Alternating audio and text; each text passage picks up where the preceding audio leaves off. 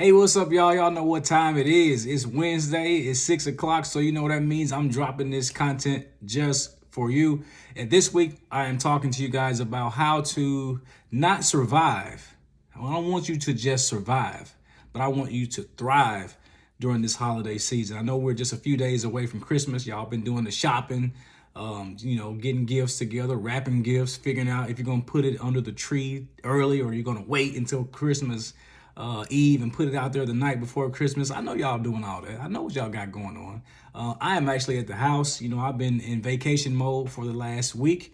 Well, not the last week, but all this week, and I got another week. I'm going to be out of the office. I'm just relaxing, man. I'm trying to thrive, during this holiday season too, and I'm doing that by taking some time off. I've been spending time with my son, and I'm just really just cooling it out, man. I haven't checked my email. I haven't, been responding to any of that stuff, man, because I need a break.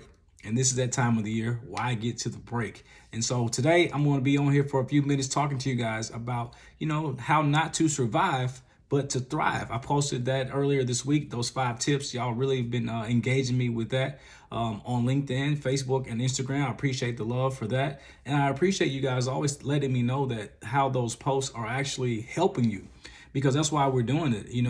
There's one thing that I want to mention before I get too far into what we're going to do today is that there is a crisis going on in the mental health field where there are not enough counselors to meet the demand for people who are seeking counseling. A lot of therapists are overbooked or booked months out, and it's making it difficult for people to find a counselor. And I was one of those people. I had to find a new therapist. My therapist, I don't know what happened. I don't know what happened. I'll just leave it at that.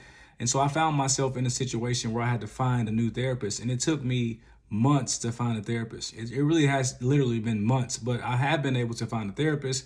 I'm going to be starting my new therapy starting the top of next year. But I want you to know not to give up. There's things like this that can be helpful. I don't want you to replace your therapy with this or replace your desire to find a therapist with, the things that you see on Instagram and Facebook, LinkedIn, what have you. But I do want you to know that these things can be useful until you find a counselor. And even when you do find a counselor, these things can actually be helpful for you. So I really appreciate you guys paying attention and engaging with the content. And so that's what I'm going to be doing today. I got some questions that came in on Monday, got some questions that came in yesterday. I'm going to do my best to answer these questions. So let's jump right into it, all right? A lot of these questions are centered around the holiday season, which is, that makes sense because we're in the holiday season. And there are questions about loss. But let's just get right into it. I'm going to go right to question number 1. Question number 1 from Monday. Here it is. We've lost my dad. I'm real sorry to hear that you lost a loved one, especially around this time. I know many people are dealing with that right now. How do we enjoy ourselves this Christmas when he's gone? People live on through memory. And so I want to encourage you to let your loved one live on through memory. I know right now it's rough for you. I know what it's like to lose a loved one.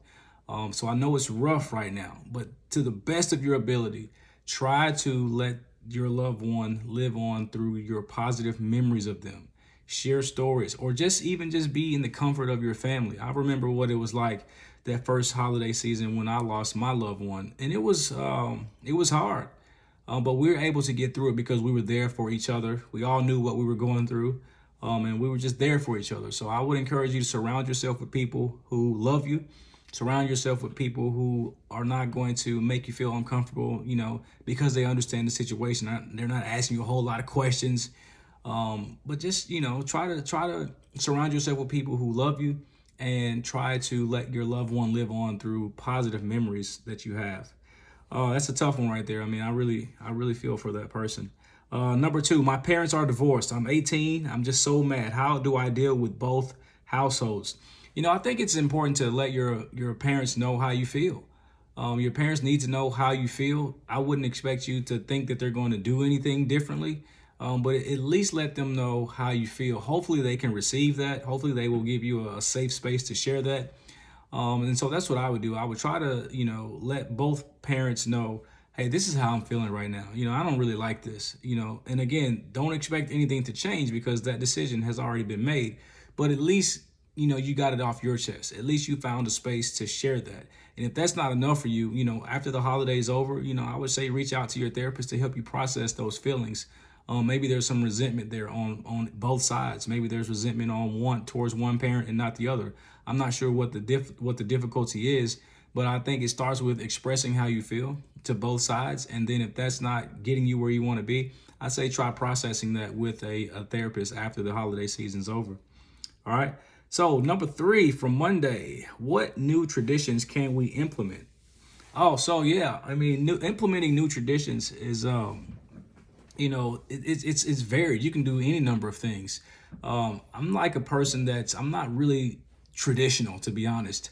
I don't really try to say we did this last year, so we need to do this every year. I'm not really like that. Maybe you could try to break some of maybe you can change the mentality instead of being so traditional and just say, hey, let's just be in the moment this year. I asked my wife, literally, true story. I asked my wife the other day if we could spend, a few days before Christmas at a hotel and wake up Christmas morning in the hotel and celebrate Christmas there in the hotel with myself and my kids and my wife.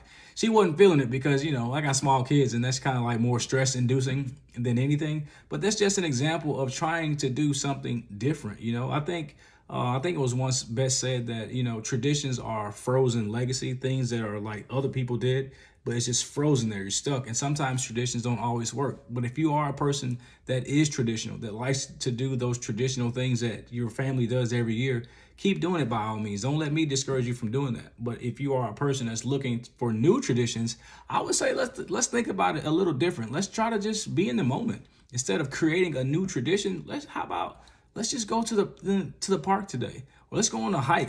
My son and we're about to, I don't know, it's getting a little late, so we might not do a hike. We're going to probably do something else, but just try to do things where you find yourself in the moment, enjoying the things and the people that you care about the most versus trying to find a new tradition. I know you asked me, how can you create a new tradition? I just totally went left on that and told you to not do traditions, but hey, that's what I got. That's what you're getting today. Okay. That's what you're getting today. All right. Questions from Tuesday. What's some good ways during the season to honor a loved one who has passed? Oh man, that's a good question. A good way to honor a loved one who has passed. You can go visit them. If they're buried in a cemetery, you can go visit them and honor them that way. You can write a letter to them. I think that's a good symbolic way to honor someone. When you're with your family and maybe you guys are eating dinner, you can leave a seat open for that person. That's a good idea. I think I might try that with my family this weekend. I'm going to be spending some time with my family, and I know we're going to be having dinner, and maybe we'll leave a space open to represent someone that we have lost in our family. So that's a good way to honor someone who has passed. You can have a moment of silence. I mean, there's any numerous ways that you can create to honor a person's legacy. And it starts by, letting them live on through the positive memories that you have of them. All right. So question number 2, I just don't know how to balance out this time of the year. It's all so overwhelming. Trust me, I get it. I was talking to my sister the other day about gift buying and how I'm so glad that my family, we do a Secret Santa where you really only have to buy one person one gift. And so that takes out the stress of trying to buy a gift for everybody. You can still do that, which they still do. I mean, we still do it. We still get gifts for other people, more than just that one person. But that kind of breaks it down, like takes some of the overwhelming anxiety out of it for me. Because, I'm going to be honest, I'm already not a guy that's like doing a whole lot of shopping. I mean, I go to the mall. I know what I'm getting. I'm going to the stores I want to go through. I might do some walking just to do some people watching, but for the most part, I'm focused on what I'm going to do. And trying to go buy gifts for multiple people, it's stressful. The question is, what's some good ways to stay chilled out and enjoy it? Create a budget, do the Secret Santa, let your family members know, hey, I'm not doing gifts this year. I mean, if that's what the situation is, you got to do what you got to do. You know what I'm saying? And those 3 things, I think, are ways to kind of help. The Secret Santa, it might be too late for that, but maybe next year you can do it. Creating a budget. Again, we're 2 days away from Christmas. It might be 3 days away from Christmas. It might be too late, but you can still do these things, the next go around. All right. So, and then remember this, chill. Just chill. your family's going to love you whether you show up with a bag full of gifts or not. I think the greatest gift is your presence, right? I know you've heard that before. Your presence is the present. I've tried that with my family in the past. They laughed at me, but hey, that's sometimes what it is. I think, people, you already know what your money is like. You know what your money is like way before Christmas comes. And so if you know your budget is tight, you don't have a whole lot of money, don't put yourself through the stress of trying to buy gifts for everybody. Don't do that. Let your people know, look, I'm not going to be participating in that this year. I can come over or wherever we're doing. I'll bring a dish, I'll bring something that we can all enjoy together within the means that I have. But just chill. Like, we stressing ourselves out way too much trying to impress people with gifts, right? And I get it. I understand it. But just chill. Find a meaning in this holiday other than the commercial reason of buying gifts. Find some other reason to celebrate this season other than just buying gifts. All right. So that's a way to stay chilled out. And I think you will be able to enjoy this holiday more. All right. So number 3. So I needed this. I saw you said ask for help. How? I'm just drowning. I don't know where to begin. Listen. Asking for help for some people is a sign of other issues, right? It's a sign of maybe when you were a child and you were asking for help and no one responded to you, right? So that's cool. I understand that. Now, if it's hard for you to ask for help, I would say this first. Figure out what you need help with. Write it down. Like, I need help with budgeting. I need help with how I'm feeling about the loss of my loved one. I need help. I need help. I need help. What do you need help with? I think that makes it a little bit easier to ask for the help if you can clearly identify what you need help with. So once you've written down what you need help with, I think that'll probably help you narrow down the people that you might want to reach out to for help, because you can't ask everybody for help. Everybody's not equipped to help you with your problem. So what I'm going to say is write down the thing that you need help with. Just spend some time thinking about it. Like, write it down on a sheet of paper or write it down in your phone. I know we're in a technological society and, we use our phones, and I use my phone a lot, so I'm encouraging you to write it down very clearly and precisely what you need help with. And it could be multiple things. If it's more than one thing, I want you to even write out who you're going to ask for help from. All right. I really want you to do that. Write down the things you need help with and write down the name of the person that you're going to contact to ask for help, or it might be several people that you're going to need to ask for help. But I think the main thing is write down what you need help with, because I think it makes it easier for you to ask for help, because asking for help is a sign of vulnerability. And I want everybody to know this, that when you are vulnerable, that's a sign of courage. If you ask somebody for help, you are showing yourself that you can be courageous enough to let down your guard a little bit and see that there's an area of weakness that you might have, or I don't necessarily want to say an area of weakness, but just say there's an area that you've identified in your life that you want help with. And when you ask somebody for help, you are showing yourself that you can be courageous. So be vulnerable, ask for that help that you need. All right. So listen, those are all the questions that I have. I really, this is that time of the year again where I'm just kicked back, relaxing, just doing some things to take care of myself. I've been reading a new book. What is it called? How to Do the Work. That's a great book. I think I don't have the book right in front of me. LePera or something. Dr. LePera.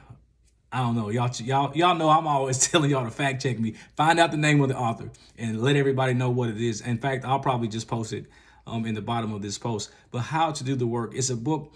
It's one of those books that's refreshing for people who are in my field. We already know a lot about these things, but when you hear it and you see it again, and you read it again, it's what it does for me is it actually reignites or refreshes me to do some of the things to kind of help me do the work that I need to do. And so the work that I'm doing is reducing my anxiety. You know what I'm saying? I'm already planning out my new schedule for next year. I'm not going to work the same way I worked last year. I'm already thinking of new routines that I'll get into every morning, and get out of the habit of just waking up, doing a few things, jumping on social media. I got to get out of that habit because it's not working for me. Y'all too mean. It's too much negativity on the interwebs, right? Too early in the morning. So that's what I'm doing. I'm reading some books taking some time with my kids, and I'm making sure to have a good time. All right. I want you guys to do the same. And whatever you do, however you do it this season, I want you to keep your mental up. All right. Merry Christmas to you all. I'll see you guys next year. Peace.